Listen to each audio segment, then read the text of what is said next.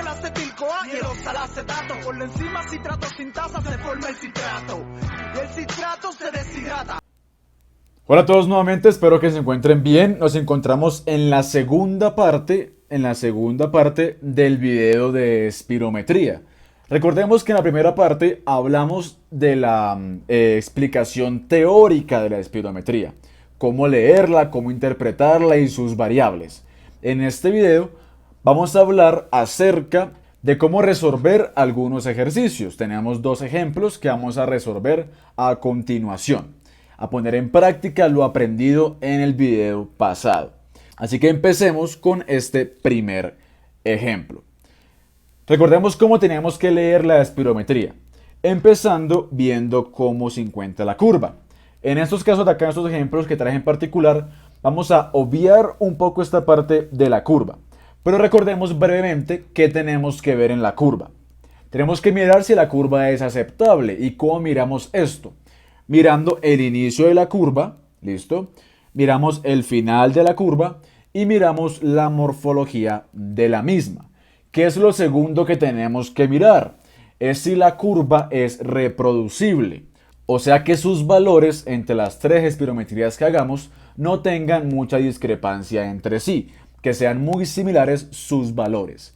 Y por último, tenemos que mirar el patrón espirométrico en la curva. Si es un patrón mixto, o un patrón obstructivo, o un patrón restrictivo. Si nos damos cuenta en esta curva de acá, y si recordamos el video pasado, tenemos una curva la cual es cóncava, ¿listo?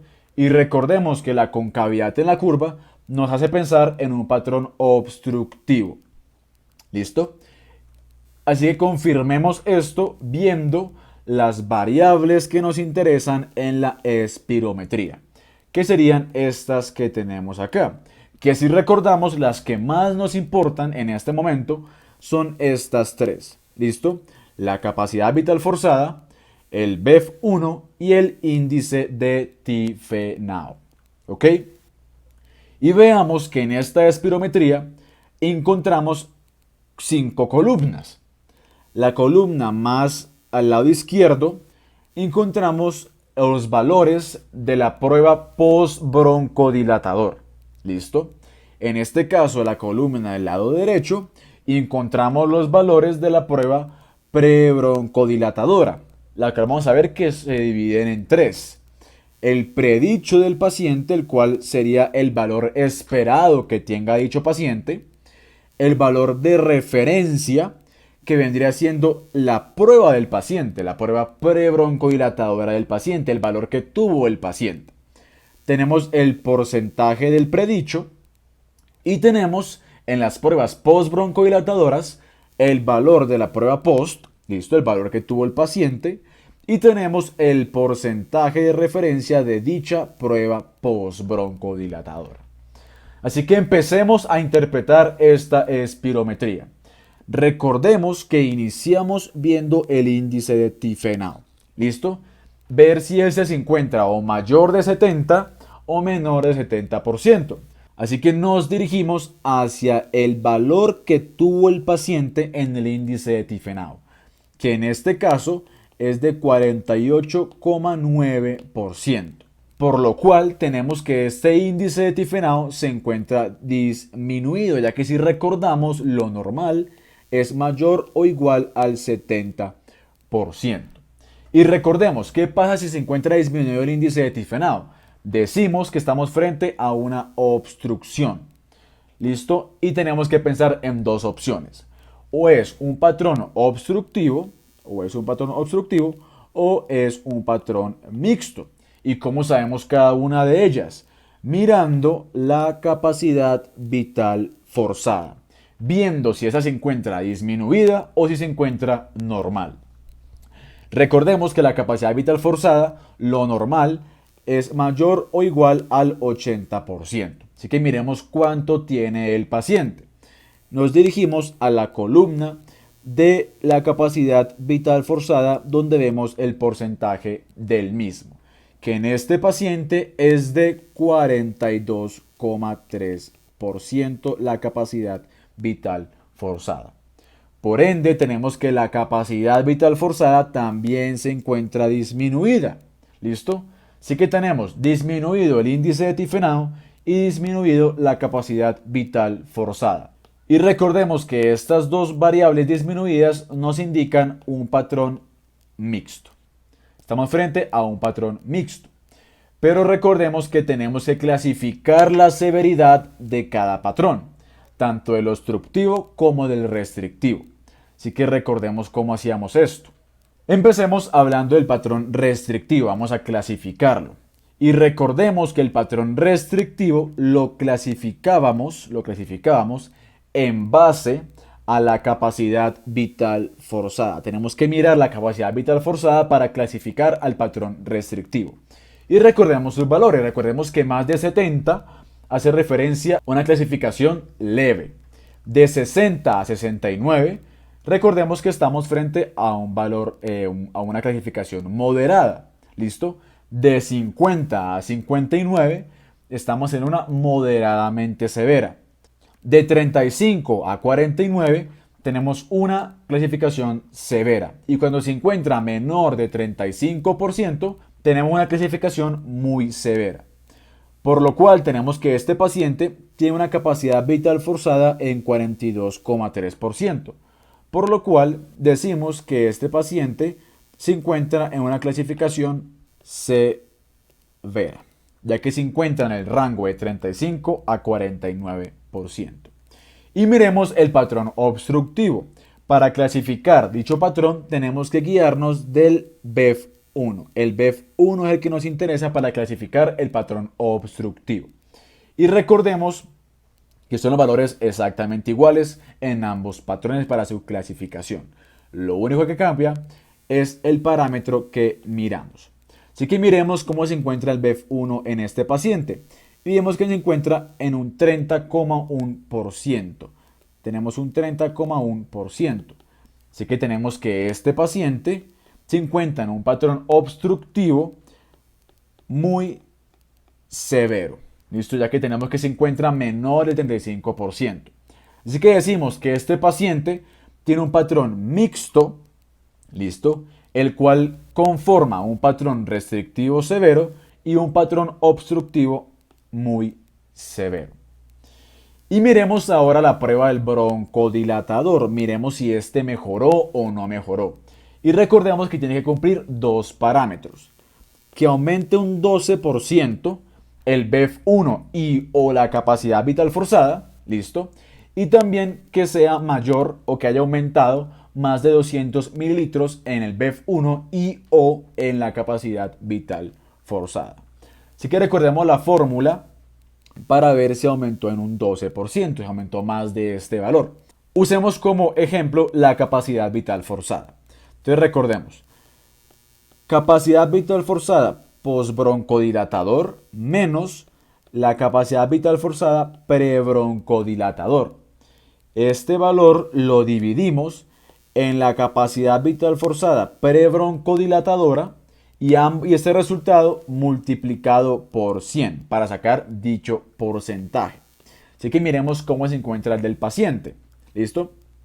Miremos la capacidad vital forzada postbroncodilatadora, que sería esta que tenemos acá. Este es el valor postbroncodilatador de la capacidad vital forzada.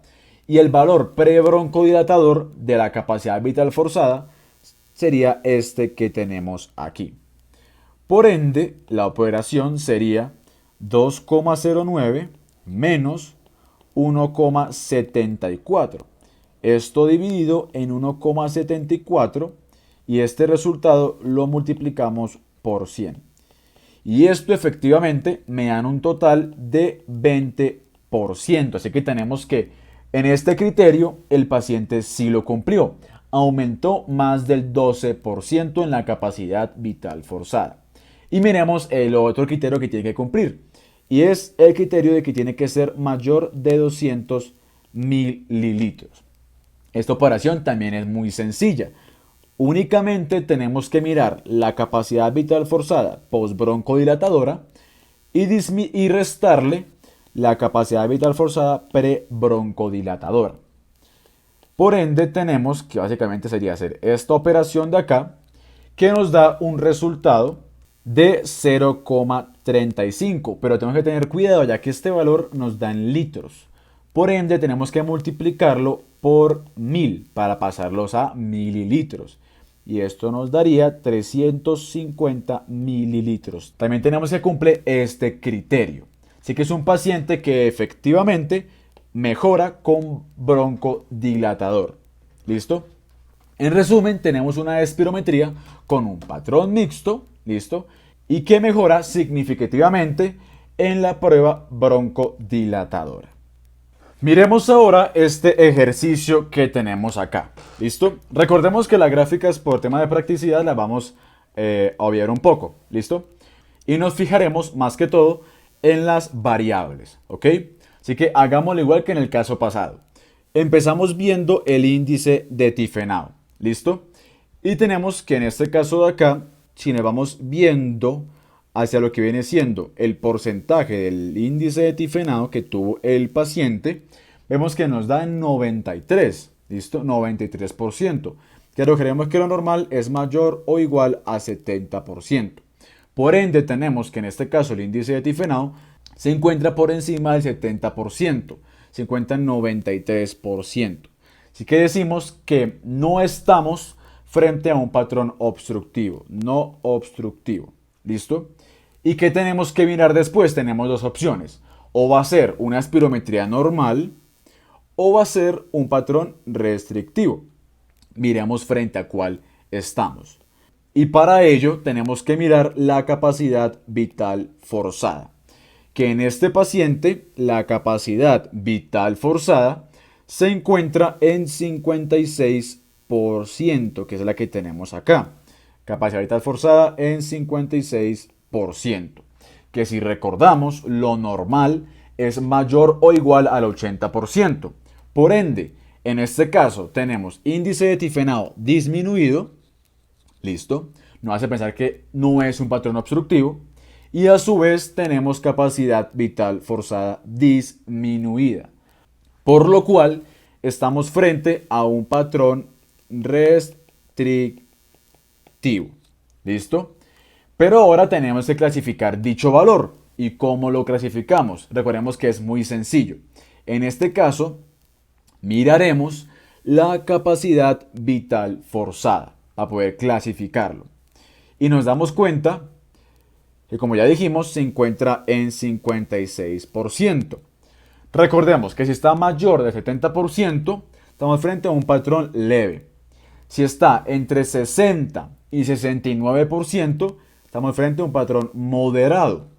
Si se encuentra entre 50 y 59%, tenemos un patrón moderadamente severo, que sería el que tenemos en este caso de acá. Tenemos un patrón restrictivo moderadamente severo. ¿Listo? Así sería como clasificamos el patrón de esta espirometría. Ahora miremos cómo se encuentra la prueba del broncodilatador. ¿Listo? En este caso de acá, en este ejemplo, ya nos dan la prueba POS en porcentaje. Si nos damos cuenta, en la capacidad vital forzada, la prueba POS no mejoró en nada. Mejoró un 0%, o sea, no cumple el criterio. Y el BEF1 mejoró un 3%, tampoco cumple el criterio. Así que tenemos que el criterio de que sea mayor o igual a 12% no lo cumple. Pero miremos cómo se encuentra el otro criterio, que tiene que ser mayor de 200 mililitros. Miremos cómo se encuentra este. Recordemos la fórmula, miremos la capacidad vital forzada. Recordemos que tenemos que restar capacidad vital forzada post broncodilatador, listo, que sería este que tenemos acá, menos la capacidad vital forzada pre-broncodilatador, que sería esta que tenemos acá. Y al realizar dicha prueba, listo, pues tenemos que nos da un valor de 0. O sea, tenemos que no nos mejoró tampoco en lo absoluto.